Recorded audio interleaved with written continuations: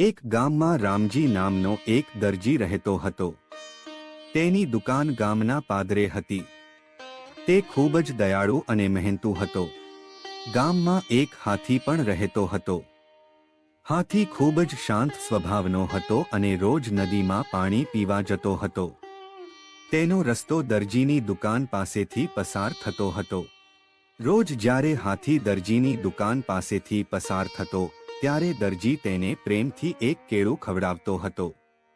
હાથી પણ દરજીના પ્રેમથી ખૂબ ખુશ હતો. આમ દરજી અને હાથી સારા મિત્રો બની ગયા. એક દિવસ દરજીને ગામની બહાર જવું પડ્યું. તેણે પોતાના શિષ્યને દુકાન સંભાળવાનું કહ્યું. શિષ્ય થોડો તોફાની અને ઘમંડી હતો. જ્યારે હાથી રોજની જેમ પાણી પીવા જતો હતો ત્યારે તે દરજીની દુકાન પાસેથી પસાર થયો. તેણે જોયું કે દરજી ત્યાં ન હતો અને તેના બદલે શિષ્ય બેઠો હતો. હાથીએ પોતાની સૂંઢ લંબાવી અને કેળું માંગ્યું. શિષ્યને હાથી પર ગુસ્સો આવ્યો. તેણે વિચાર્યું, આ હાથી રોજ કેમ અહીં આવે છે અને કેળું માંગે છે? શિષ્યે હાથીને કેળું આપવાની જગ્યાએ તેની સૂંઢમાં સોય ભોંકી દીધી. હાથીને ખૂબ પીડા થઈ. તે ગુસ્સે થયો પણ તેણે કંઈ કહ્યું નહીં અને શાંતિથી નદી તરફ ચાલ્યો ગયો. હાથીએ નદીમાં જઈને પોતાની સૂંઢ પાણીથી ભરી. પછી તે દરજીની દુકાન પાસે પાછો આવ્યો. શિષ્ય દુકાનમાં બેઠો હતો અને હસી રહ્યો હતો.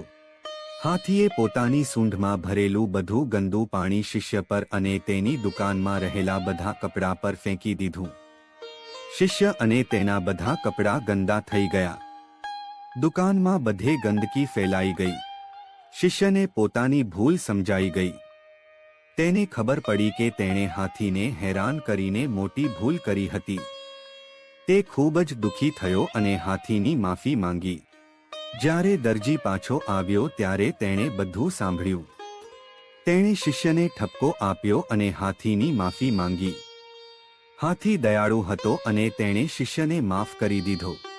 આ વાર્તા આપણને શીખવે છે કે આપણે ક્યારે કોઈને હેરાન કરવા જોઈએ નહીં, ભલે તે નાનું હોય કે મોટું.